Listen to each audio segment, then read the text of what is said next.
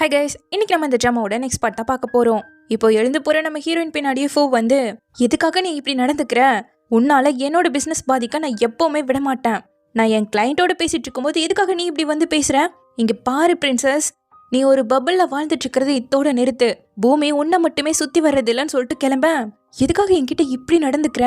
காலேஜ்ல இருந்து நம்ம 2 பேரும் ரிலேஷன்ஷிப்ல இருந்தோம், கொஞ்சம் கூட புரிஞ்சுக்காம என்னோட ஹெல்த் சரியில்லைனாலும் அதை குத்தி காட்டி பேசுறேன்னு கேட்கும்போது, ஜினா குழந்தைய இழந்த வருத்தத்தை என்னால தாங்கிக்கவே முடியலன்னு சொல்லும்போது, அந்த வருத்தம் உனக்கு மட்டும்தான் இருக்குன்னு நினைச்சிட்டு இருக்கியா? நானும் தானே அதை ஃபேஸ் பண்ணியிருக்கேன். நம்ம 2 பேரும் ஒருத்தர் புரிஞ்சுக்கிட்டு இதை கடந்து வருவோம்னு நினைச்சங்கும் போது, போதும் இனிமேலும் என்னால முடியாது. உனக்கு நான் ஏத்தவன் கிடையாதுங்கிறத கேட்டு கேட்டு ரொம்பவே டயர்ட் ஆகிட்டேன். உன்னை கேர் பண்றதோட உன் பேரண்ட்ஸ் ஃபீலிங்ஸையும் கேர் பண்ணி என்னால முடியல. கடைசியில எனக்கு என்ன வேணுங்கிறதே மறந்து போயிட்டேன். சின்னா, உன்னை விட்டு நான் ஏன் சீக்கிரமா பிரிஞ்சு போகலன்னு இப்போ வரைக்கும் வருத்தப்பட்டுட்டு இருக்கேன். அட்லீஸ்ட் என் குழந்தையாவது நான் இழக்காம இருந்திருப்பேன்லன்னு சொல்லியிருந்திருக்கான். அதை நினைச்சுக்கிட்டே வரும்போது ஒரு பையன் தெரியாம சைக்கிள்ல இடிச்சு அந்த ஃப்ரூட்ஸ் எல்லாம் கீழே விழுந்துடுச்சு. அதை அந்த கிழிஞ்ச கவர்ல போட்டு தூக்கும்போது அதுல இருந்து எல்லாமே உருண்டு ஓட அங்கேயே உட்காந்து அழுக ஆரம்பிச்சிட்டா. கிட்டத்தட்ட அவங்களோட உறவுமே இந்த நிலைமையில தானே இருக்கு. இப்ப அப்படியே கட் பண்ணா ஹீரோயினோட அப்பா ஹீரோவை பாக்குறதுக்காக சாப்பாடு அப்புறம் அவனுக்கு தேவைப்படுற புக்ஸ் எல்லாம் வாங்கிக்கிட்டு வந்திருக்காரு. இந்தப்பா சாப்பிடுன்னு கொடுத்துட்டு, லீய சேர்க்கறதுக்கான ஸ்கூலை கண்டுபிடிச்சிட்டோம், ஒரு 2 நாள்ல நீயே கூட்டிட்டு போய் காட்டு, அவனுக்கும் பிடிச்சு போயிடுச்சுன்னா அப்புறம் பிரச்சனையே இல்லை, நல்லபடியா படிச்சுப்பான்னு சொல்றாரு. அப்புறம் நீயும் வேலைக்கெல்லாம் போவேணாம், இன்னும் நல்லா ரெஸ்ட் எடு, ஹெல்த் தான் ரொம்ப முக்கியம்னு சொல்ல, பா நானும் போவோம் நிஜமாவே டைவர்ஸ் பண்ணிக்க போறோம். எங்க குழந்தை எழுந்ததுக்கு அப்புறமா தான் நிறைய சண்டைகள் போட்டுக்கிட்டோம். பட் எப்படியோ கொஞ்ச நாள்ல எல்லாம் சரியாயிடும்னு நினைச்சிட்டு இருந்தேன். ஆனா அவர் மனசுக்குள்ள ஏகப்பட்ட அணுத்தை பூட்டி வச்சிருக்காரு. அதனால்தான் டைவர்ஸ் பண்ணணும்னு நினைக்கிறாருன்னு சொல்றா. எந்த கல்யாணத்துலதான் பிரச்சனை இல்லாம இருக்கு? உங்க 2 பேருக்குள்ள டிஃபரன்ஸை நீங்க தான் புரிஞ்சுக்கிட்டு ஒன்னா சேர்ந்து கடந்து வரணும்னு சொல்ல, பட் டைவர்ஸ் வேணும்னு கேக்குறது ஃபூ தானே. அவன் இல்லாத என்னோட ஃபியூச்சரை என்னால அக்செப்ட் பண்ணிக்க கூட முடியல. அவன் இல்லாம என்ன பண்ணுவேன்னு எனக்கு தெரியலன்னு பாவம் அழுக ஆரம்பிச்சிட்டா. இங்க பாருமா, கல்யாணங்கிறது 2 பேருக்கிடையே சம்மந்தப்பட்டது. அதுல என்னால எந்த ஹெல்ப்பும் பண்ண முடியாது. பட் அந்த பிரச்சனையால உன்னை நீயே இழந்துடக்கூடாது. உனக்கு அது வழியை கொடுக்குதுன்னா தாராளமா நீ அதை முடிச்சுக்கலாம். என்ன ஒண்ணு சூஸ் பண்றதுக்கு தைரியம் தான் வேணுங்கிறாரு. அப்புறம் நீ தேர்ந்தெடுத்த அந்த பாதையையும் ரெஸ்பான்சிபிலிட்டிஸோட ஏத்துக்கிட்டு வாழவும் பழகணும். என்ன ஆனாலும் சரி, நானும் அம்மாவும் உன் பக்கம்தான் இருப்போம், எதுக்கும் நீ கவலைப்படாதன்னு சொல்லிக்கிட்டு கிளம்பிட்டாரு. இப்ப அப்படியே கட் பண்ணி 2024 பிரசன்ட்ல காட்டுறாங்க. இப்ப நம்ம ஹீரோயின் அவங்க ஆபீஸ்ல அவ ப்ரப்போசலை ப்ரெசென்ட் பண்ணிக்கிட்டு இருக்கா. ஆனா ஹீரோ மட்டும் குறுக்க பூந்து கேள்வியா கேட்டுட்டு இருக்கேன். ஹீரோயின் கூட பதில் சொல்லிக்கிட்டு தான் இருக்கா. ஆனா பாக்குற வர பார்த்த ஃப்ரெண்டு பையன், எங்களுக்கு இந்த ப்ரப்போசலே ரொம்ப பிடிச்சிருக்கு, அடுத்த ப்ரப்போசலை சீக்கிரமா ப்ரொசீட் பண்ணா நல்லா இருக்கும்னு சொல்லி விட்டுட்டான். தென் இப்போ ரிட்டர்ன் வந்துட்டு இருக்கும்போது குரூப்ல உள்ள மெசேஜை பார்த்துட்டு இருக்கான். கரெக்டா சிக்னல் போட்டது போனை கீழே வைக்கிறானா, அப்ப தெரியாம ஹீரோனோட ப்ரொஃபைல்ல ஹீரோ கை டச் ஆயிடுச்சுன்னு அவளுக்கே மெசேஜ் போயிடுச்சு. சோ இதை பார்த்தவன் உனக்கு ஏதாவது வேணுமா இல்லைன்னு வேற அந்த குரூப்லயே கேட்க, அப்ப கரெக்டா ஃப்ரெண்டு கால் பண்ணிட்டா. இவளோட பேரு சுச்சி. இந்த டைம்லயும் எந்த கிளைண்ட்டுக்காகடி வேலை பார்த்துட்டு இருக்கேன்னு கேட்டா நம்ம ஹீரோவோட பேரு சொன்னதும், அவன் எப்ப திரும்பி வந்தான், இதுல எப்படி உன்னோட கிளைண்ட் ஆனான்னு கேட்க, என்னோட கிளைண்ட் கம்பெனில அவனும் ஒரு பார்ட்னரா இருக்காங்கிறத சொல்லும்போது, அவன் ஏதாவது ஒரு எண்ணத்தோட தான் திரும்பி வந்திருக்கான். ஜினா நீயே சொல்லு பார்க்கலாம், இது எல்லாமே கோயின்சிடென்டா ஏற்பட்டதுன்னு நான் நினைக்கிறேன்னு கேட்கும்போது, எனக்கு தெரியல, எனக்கு தெரியவும் வேணாம், என் வேலையை மட்டும் பார்த்தா போதுன்னு இருக்கேன்னு சொல்லிட்டா. அப்போ ஹீரோ கிட்ட இருந்து ரிப்ளை வந்திருக்கு, நாளைக்கு 9 மணிக்கு மீட்டிங் அம்மா. அடுத்த நாள் ஃப்ரெண்டு பையன் ஓடி வந்து லிஃப்ட்ல ஏறிட்டு, மிஸ்டர் லீ 9 மணிக்கு மீட்டிங்லாம் ரொம்ப ஓவருங்கிறான், எனக்கு 11 மணிக்கு பிரதர் யாங்கோட லேப்க்கு போகணும், ஆஃப்டர்நூன் உனக்கு கூட மீட்டிங் இருக்குல்ல, அதனால தான் இந்த டைமை ஃபிக்ஸ் பண்ணங்கிறான். தென் இப்போ மீட்டிங்ல ஜாயின் பண்ண நம்ம ஹீரோயின் அவளோட அடுத்த ப்ரப்போசலை ப்ரெசென்ட் பண்றா. அப்போ லைட்டா காத்தடிக்கும் போது அவளோட முடியை இப்படி ஒதுக்கி விடுறாளா. அதை பார்த்ததும் ஹீரோக்கு பாஸ்ட்ல இதே போல நடந்தது தான் வந்து போகுது. இப்போ ப்ரொபோசலை முடிச்சதும் ஹீரோ கேள்வி கேட்க வரானா, பட் சிங் அதுக்குள்ள அப்ரூவே பண்ணிட்டான். அப்போ கான்ட்ராக்ட் டீடைல்ஸ்ல காட்டினா நல்லா இருக்கும்னு கேட்கிறாளா. இதோ இப்பவே காட்டுறங்க போது இவங்க கம்பெனியோட இன்னொரு பார்ட்னர் வந்து ஒரு அர்ஜென்ட்டான வேலை இருக்குங்கிற மாதிரி மீட்டிங்கை இதோட முடிச்சிட்டாரு. கான்ட்ராக்ட் சைன் ஆகாத வரைக்கும் எதையும் முடிவு பண்ண முடியாது, நான் பார்த்துட்டு வரேன், நீ கிளம்புன்னு சொல்லிட்டு நம்ம ஹீரோயின் திரும்ப ஆஃபீஸ்க்குள்ள வர. இப்போ வந்து அந்த பார்ட்னரோட இவங்க 3 பேருக்கும் வாக்குவாதம் போயிட்டு இருக்கு. இப்போ எதுக்கு தேவையில்லாம அப்கிரேட் பண்ணணும்னு நினைக்கிறேன், கூடவே ப்ரொமோஷன் வேற பண்ணணும்னு சொல்லிட்டு இருக்கேன், நீ திரும்ப வந்ததும் இந்த வேலையெல்லாம் ஆரம்பிக்கணுமா? ஏற்கனவே இங்க காசு பிரச்சனையா இருக்கும்போது இதெல்லாம் தேவையில்லாத வேலை, நம்ம சிஸ்டமே மார்க்கெட்டிங்ல நல்லா தானே போயிட்டு இருக்குன்னு கேட்கும்போது நமக்கு அப்கிரேட் தேவைப்படுது, அப்படி பண்ணனா இன்னும் நம்ம கம்பெனி மேலதான் வருங்கிற மாதிரி ஹீரோ சொல்றான். அப்போ ஒரு அசிஸ்டன்ட் வந்து பார்த்துட்டு, மிஸ்டர் லீ இன்னுமே மீட்டிங் ரூம்ல தான் இருக்காரு, அதனால நீங்க அவர் ஆஃபீஸ்ல போய் வெயிட் பண்ணுங்கன்னு ஹீரோவோட கேபினுக்கு கூட்டிட்டு வந்து விட்டுட, அங்க நிறைய போட்டோஸும் நிறைய சர்டிபிகேட்ஸையும் ஹீரோ வச்சிருக்கான். இவங்க 3 பேரும் சேர்ந்து தான் இந்த கம்பெனியே ஸ்டார்ட் பண்ணியிருக்காங்க. ஸோ அங்கே இருக்க ஃபோட்டோஸ்லாம் பார்த்துட்டு இருக்கேன். அதுக்கு பின்னாடியே ஹீரோயினோட எடுத்துக்கிட்ட ஃபோட்டோஸ்லாம் வச்சிருக்கான். அது அவளுக்கு தெரியலையா? அப்போ ஒரு பென் கிடைக்குது. இந்த பேனாவை நம்ம ஹீரோயின் தான் கிஃப்ட் பண்ணிருப்பான்னு நினைக்கிறேன். ஸோ அதை பார்த்துக்கிட்டு இருக்க கரெக்டாக ஹீரோ உள்ள வரான். உங்க பிஸ்னஸ் ஸ்டார்ட் அப்போ எடுத்துக்கிட்ட ஃபோட்டோவா இதுன்னு அதை எடுத்து கேட்கும்போது பின்னாடியே இந்த ஃபோட்டோ இருக்கிறதால அதை கம்முன்னு வாங்கி வச்சிட்டு இருக்கான். ஸ்டார்ட் பண்ண 2 வருஷத்துல இவ்வளோ வளர்ந்துருக்கீங்க, பெரிய விஷயம்னு சொல்லும்போது அதுக்கும் பெருசாக ரெஸ்பான்ஸ் பண்ணாமல் எதுக்கு பார்க்க வந்தீங்கன்னு கேட்குறான். நாங்கள் எங்களோட பெஸ்ட்டை போட்டுட்ருக்கோம், பட் நீங்கள் இன்னும் கான்ட்ராக்டை ஃபார்வர்டே பண்ணலேன்னு கேட்கும்போது அப்போ அதுக்கு தான் வந்திருக்கீங்களான்னு கேட்குறான். நாங்கள் இந்த ப்ராஜெக்ட்க்கு நிறைய எஃபர்ட்ஸ் போட்டிருக்கோம், அது எங்களுக்கு திரும்ப கிடைக்கணும் இல்லையாங்கிறா. நம்ம ஒரு எஃபர்ட் போடுறங்கிறதுக்காக நமக்கு அந்த விஷயம் கிடைக்கணும்னு அவசியம் இல்லையே. இப்படித்தான உலகத்தில் எத்தனையோ விஷயம் இருக்குன்னு கேட்குறான். லீவு, என்னோட சேர்ந்து வேலை செய்ய உனக்கு பிடிக்கலையா? என்னால் தான் கான்ட்ராக்டை ஃபார்வர்ட் பண்ண மாட்டேங்கிறேன்னா நான் வேணா விலகிக்கிறேங்கிறா. அப்படி எதுவும் இல்லையேன்னு இவன் சொல்ல, அப்போ ஓகே, இனிமேல் 2 பேரும் சேர்ந்து ஸ்மூத்தாக வேலை செய்வோன்னு நம்புறேன்னு சொல்லிட்டு கிளம்பிட்டா. இப்போ அவங்க ஆஃபீஸ்க்கு வந்து எனக்கு என்னமோ என்னால் இந்த ப்ராஜெக்டை பண்ண முடியும்னு தோணலங்கிறா. அப்போ சரி, என்னோட வேலை முடிஞ்சுது, நான் இந்த ப்ராஜெக்டை வேணா டேக் ஓவர் பண்ணிக்கிறேன், நீயும் எனக்கு சப்போர்ட் பண்ணுவலன்னு கேட்கும்போது கரெக்டாக அசிஸ்டன்ட் ஓடி வந்து டாங்ஷெங் கான்ட்ராக்டில் சைன் பண்ணிட்டாங்க, அடுத்து நம்ம தான் சைன் பண்ணுங்கிற மாதிரி சொல்ல இப்போதான் ஹீரோயின் முகத்துலேருந்து சிரிப்பே வருது. தென் கட் பண்ணா அடுத்த நாள் ஷென்னு தான் அவங்க கம்பெனிக்கு வராங்க. எங்கடா ஹீரோயினை காணுன்னு தான் ஹீரோ தேடுறான். இனிமேல் ஷென் தான் இந்த ப்ராஜெக்டை நல்லா பார்த்துக்க போறாங்கன்னு சொல்லிட்டு 2 பேருக்கும் கையை கொடுத்துட்டு இருக்க. ஹீரோக்கு மூஞ்சியே இல்லை. இங்கே ஹீரோயினை காட்ட அவளை டாக்டர் லீஃபே தான் ட்ராப் பண்ணிட்டு போறாரு. ஸோ இவன் நேரம் அவள் வீட்டுக்கு போக பார்த்தா ஹீரோ நின்றுட்டு இருக்கான். நீ இங்கே என்ன பண்ணிட்டு இருக்கன்னு கேட்க, ஏன் நான் வரக்கூடாதா? நீ ப்ராஜெக்டை விட்டே போயிட்ட, அப்போ என்னை பார்க்கவே கூடாதுன்னு நினைக்கிறியான்னு கேட்குறான். நீ குடிச்சிருக்கியான்னு இவ கேட்க, அதுக்கு என்ன உன்கிட்ட கேட்டு பெர்மிஷன் வாங்கிட்டு தான் குடிக்கணுமான்னு இவன் கேட்குறான். இப்போ ரொம்ப லேட் ஆயிடுச்சு, நீ வீட்டுக்கு போ, நீ சரியான அப்புறம் பேசிக்கலான்னு சொல்ல அவன் கிட்டேயே வந்துட்டு இருக்கான். டக்குன்னு அவளோட கையை பிடிச்சி, இத்தனை வருஷம் ஆனாலும் நீ துளி கூட மாறல, யாருக்கும் எந்த வாய்ப்பும் தராம நீ மட்டுமே எல்லாத்தையும் சூஸ் பண்ணிக்கிறல்ல, நீ என்ன பேசிட்டு இருக்கன்னு எனக்கு புரியலன்னு அவ சொல்லிட்டு இருக்க. டாங்ஷெங் ப்ராஜெக்ட்க்கு நான் தான் பொறுப்புன்னு யாரு சொன்னான்னு கேட்குறான். இன்சார்ஜ் மட்டும்தான் மாறி இருக்கு, ப்ராஜெக்ட் இதில் அஃபெக்ட் ஆகாதுன்னு சொல்ல, என்கிட்ட கேட்டையா? நான் தான் ப்ராஜெக்டோட லீடர், ஜஸ்ட் என்கிட்ட கேட்கணுன்னா தோணுச்சா, இல்லை அந்த அளவுக்கு நான் முக்கியமே இல்லாதவன் ஆகிட்டேனான்னு கேட்குறான். அவள் எதுவுமே பேசல. எப்பவுமே இருக்கிறதா இருந்தாலும் போகிறதா இருந்தாலும் அந்த முடிவை ஏன் நீ மட்டுமே எடுக்கிறன்னு சொல்லிட்டு டக்குன்னு அவளை பிடிச்சி கிஸ் பண்ண ஆரம்பிச்சிட்டான். இவ டக்குன்னு வேலைக்கு விட்டுட்டு அங்கிருந்து போக இத்தனை வருஷம் தனியாக இருந்த மாதிரி தெரியலையான்னு கேட்குறான். கண்டிப்பாக ஒருத்தர் சந்தோஷமாகவும் பெட்டராகவும் இருக்கணும் இல்லையான்னு இவ சொல்ல, சரிதான், நான் தான் வேற பதில் எனக்கு கிடைக்கும்னு நினச்சிட்டேன். ஸோ முன்னாடி நடந்தது எதுவுமே உன்னை அஃபெக்ட் பண்ணாதலன்னு கேட்டவன் அழுகிறான். ஆனால் அவன் எந்த பதிலும் சொல்லாமல் உள்ள ஓடிட்டா. வந்து படுத்தா சுத்தமாக தூக்கமே இல்லை. அவன் இவளை கிஸ் பண்ணது மட்டும்தான் இவளுக்கு வந்து வந்து போயிட்டுருக்கு. இங்கே ஹீரோவுமே தூங்காமல் தான் படுத்துட்டு இருக்கான். இப்போ கதை அப்படியே பாஸ்டிக்க போகுது. நம்ம ஹீரோயினுக்காக பிரேக்ஃபாஸ்ட்லாம் ரெடி பண்ணி வச்சுட்டு ஸ்கூலில் சேர்த்தணும் இல்லையா, அதுக்காக டெஸ்ட் பேப்பர் எல்லாத்தையும் எடுத்து வச்சுட்டு இருக்கான். எல்லாத்தையும் எடுத்துகிட்டு வரணும்னு அவசியம் இல்லை, அதிகமாக இருக்கிறத மட்டும் எடுத்துகிட்டு வந்தால் போதுங்க. அவன் எல்லாத்தையுமே பேக் பண்ணி வச்சிருக்கான். 120க்கு மேலே இருக்கிறத மட்டும் கொண்டு வந்தா போதுங்கிறாளா. ஸோ அவன் அதை மட்டும் தேடி தேடி எடுத்து வச்சுட்டு இருக்கேன். பரவாயில்ல, எல்லாத்தையுமே கொண்டு வா, கம்மியோ அதிகமோ அது எல்லாமே உன்னோட மார்க் தானே, அப்போதான் உண்மையாக இருக்குன்னு சொல்லிட்டு எல்லாத்தையும் எடுத்துட்டு நேராக ஸ்கூலில் சேர்த்ததா கூட்டிகிட்டு வரா. டீச்சரை பார்க்க போறேன்னு நர்வஸாக இருக்கான்னு கேட்கும்போது லைட்டாங்கிறான். ஜஸ்ட் அவங்க கேட்கறதுக்கு மட்டும் பதில் சொன்னால் போதும். ஒருவேளை உன்னோட மேக்ஸை பற்றி கேட்டா என்ன சொல்லுவேன்னு கேட்க, ஆவரேஜாக படிப்பேங்கிறான். நீ அவங்க கூட பேசும்போது கான்ஃபிடென்ஸோட பேசணும். உன்னோட மேக்ஸ் பேப்பர்லாம் பார்த்தேன், நல்லா தான் எழுதியிருக்கேன், நீ எதில் பெஸ்ட்டுன்னு கேட்கும்போது அவன் ஃபிசிக்ஸில் தான் பெஸ்ட்டாமா. இது சூப்பராச்சே, ஆனால் உனக்கு அட்மிஷன் போடுறது மேக்ஸ் டீச்சர், அவங்க நிறைய ஒலிம்பிக் சாம்பியன்ஸ் எல்லாம் ட்ரைன் பண்ணியிருக்காங்க. லீவு, இதுவரை நீ பொய் சொல்லியிருக்கியான்னு கேட்டா இல்லைங்கிறான். மேக்ஸ் தான் என்னோட ஃபேவரட் சப்ஜெக்ட்னு உன்னால் பொய் சொல்ல முடியுமான்னு கேட்க, என்னோட ஃபேவரட் ஃபிசிக்ஸ்னு சொல்கிறான். சரி பரவாயில்லவான்னு சொல்லிட்டு நேராக டீச்சர்கிட்ட கூப்பிட்டு வரா. லீவு, ஸ்கூல்லாம் சுற்றி பார்த்துருப்பேன், உனக்கு இங்கே படிக்க பிடிச்சிருக்கான்னு கேட்குறாரு. ரொம்பவே பிடிச்சிருக்குன்னு சொல்கிறான். ராக்கெட் கிளாஸ், டேலண்ட் கிளாஸ்னு 2 இருக்காமா. அது அவங்க எக்ஸாம் ரிசல்ட்டை வச்சு பிரிப்பாங்களாமா. பட் ஹீரோ தான் எக்ஸாமே எழுதல இல்லையா. ஸோ இவனை மாதிரி உள்ள பசங்களுக்காக மண்டே ஒரு பிளேஸ்மெண்ட் டெஸ்ட் வைக்க போகிறாங்க, அதில் நல்லபடியாக பண்ணணும். கண்டிப்பாக என்னோட பெஸ்ட்டை ட்ரை பண்ணுறேன்னு ஹீரோ சொல்ல, ரொம்ப சந்தோஷம். உன்னோட மேக்ஸ்லாம் எப்படி இருக்குன்னு கேட்குறாரு.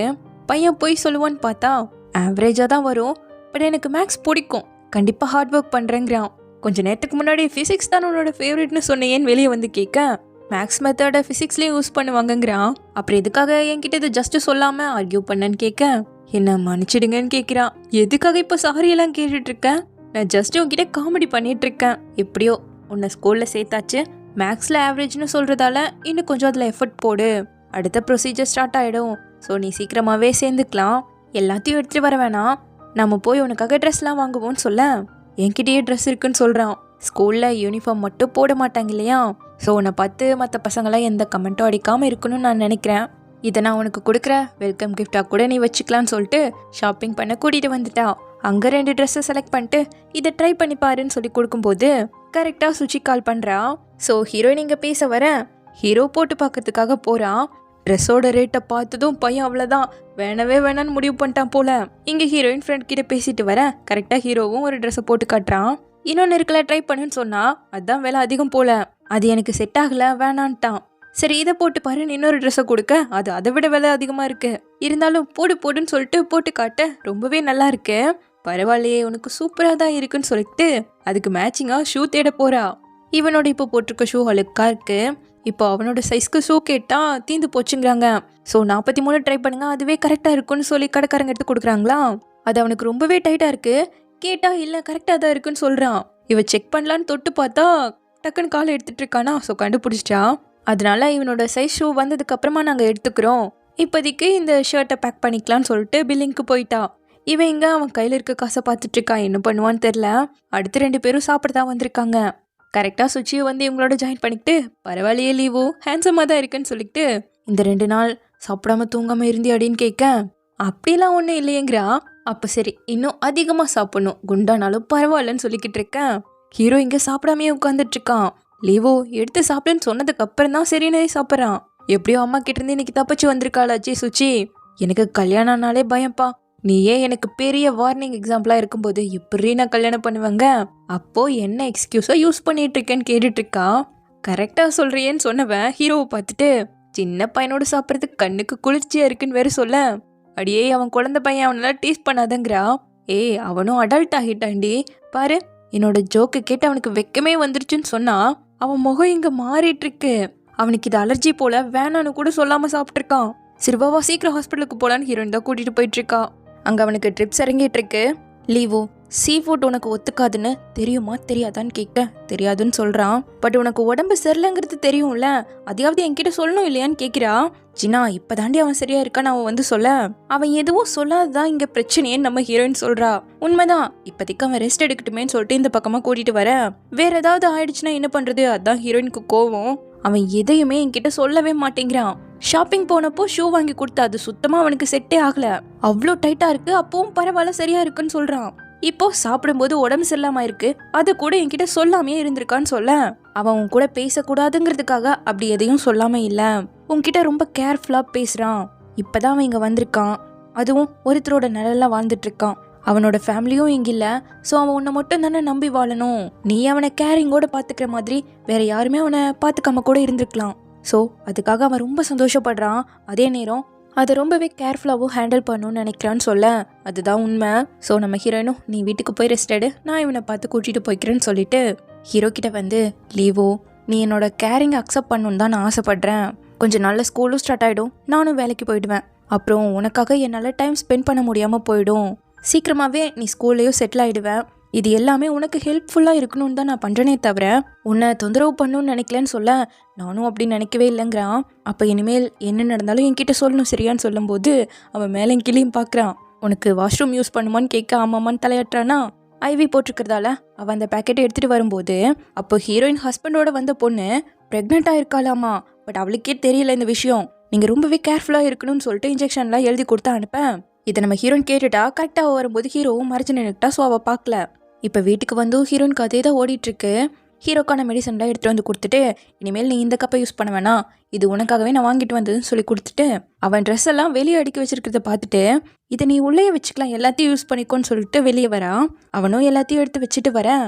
இதில் எனக்கு பிடிச்சது பிடிக்காத விஷயங்களெல்லாம் எழுதியிருக்கேன். அதே போல் நீயும் உனக்கு பிடிச்சது பிடிக்காத விஷயங்களெல்லாம் எழுது. ஏன்னா நம்ம அதிக டைம் ஸ்பெண்ட் பண்ணது கிடையாது. ஸோ ஒருத்தரை பற்றி ஒருத்தர் எதுவுமே தெரியாது இல்லையா. இதில் எழுதுறது மூலமாக 2 பேருமே குயிக்காக புரிஞ்சுக்கலான்னு சொல்லி கொடுக்க அவன்கிட்ட இது போல் யாருமே கேட்டதில்லை. ஸோ அவனுக்கும் கொஞ்சம் யோசிக்க டைம் வேணும்னு கேட்குறானா. பரவாயில்ல இன்னைக்கு சீ ஃபுட்னா உனக்கு அலர்ஜின்னு தெரிஞ்சிச்சுல, உனக்கு ஒவ்வொன்றா எப்போல்லாம் ஞாபகம் வருதோ அப்போல்லாம் இதில் எழுதிடு. அப்புறம் இந்த ஃபோன் உனக்காக, இது என்னோட பழைய ஃபோன் தான்.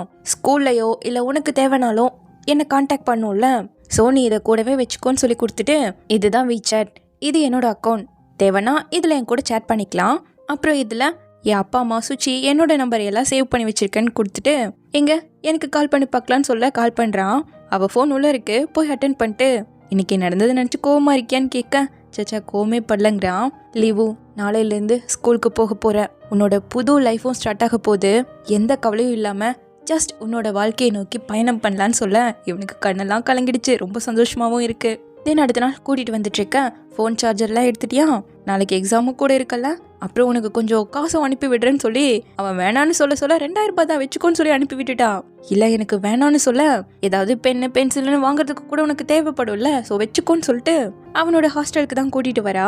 2 பேரும் சேர்ந்து அவனோட பிளேஸை ரெடி பண்ணி முடிச்சாச்சு. அப்புறம் நான் வெளியே வெயிட் பண்ணிட்டு இருக்கேன். உன்னோட கிளாஸ் முடிஞ்சதும் உன் ஃப்ரெண்ட்ஸை கூட்டிகிட்டு வந்தேன்னா நான் உங்களுக்கு லஞ்ச் வாங்கி தரேன், அப்புறம் அவங்க எப்படியும் உன்னோட ஃப்ரெண்ட்ஸ் ஆகிடுவாங்கன்னு சொல்ல, ரொம்ப ரிஸ்க் எடுக்கிற மாதிரி இருக்குங்கிறான். உங்கள் ஏஜ் பசங்கள்லாம் நீங்களாவே பேசிக்கிட்டு ஃப்ரெண்ட் ஆகிடுவீங்கள்ல, ஸோ நான் இருந்தால் நல்லா இருக்காது, நீங்களே பேசி பழகிக்கோங்கன்னு சொல்லிட்டு இப்போ சாப்பிட வந்திருக்காங்க. பேரண்ட்ஸ் குரூப்பில் யூனிஃபார்முக்காக ஹைட் வெயிட்லாம் சொல்லியிருக்காங்க. சாப்பிட்டு முடிச்சுட்டு எனக்கு சொல்லிடுன்னு சொல்ல, பேரண்ட்ஸ் குரூப்பான்னு கேட்குறான். ஏன் என்னை பார்த்தா உனக்கு பேரண்ட் மாதிரி தெரியலையா? பேரண்ட்ஸ்னா எப்படி இருக்கணும்னு நினைக்கிற, தோ அது போலவா இல்லை இது போலவான்னு கேட்க, பையன் 2 வார்த்தைக்கு மேலே பேசினாலே பயப்பட ஆரம்பிச்சிருவானாச்சே. சச்சா நான் அப்படி சொல்லலை, நீங்கள் என்னோட அக்கா மாதிரிங்கிறான்.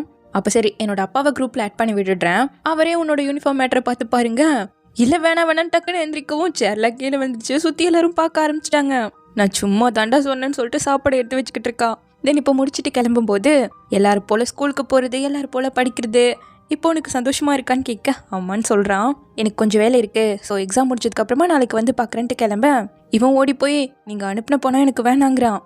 ஓகே பரவாயில்லன்னு சொல்லிட்டு போக, எனக்கு தேவைப்பட்ட உங்ககிட்டயே கேட்குறேன்னு சொல்ல ரொம்ப சந்தோஷம்னு சொல்லிட்டு கிளம்பிட்டான். இப்போதான் ஹீரோ முகத்தில் சந்தோஷமே வருது. திரும்பவும் அவன் ஆசைப்பட்ட மாதிரியே படிக்க போகிறான் இல்லையா.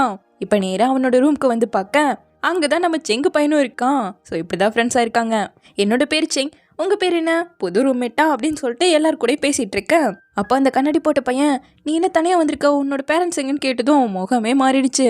ஏன்டா தேவையில்லாதெல்லாம் கேட்குற, அது அவங்களோட பர்சனல், வந்தது வராதுமா என்ன நல்லா கேட்குற பாருன்னு சொல்லிட்டு அவனை திட்டிகிட்டு இருக்க. இங்கே ஹீரோக்கு கஷ்டமாக இருக்கு.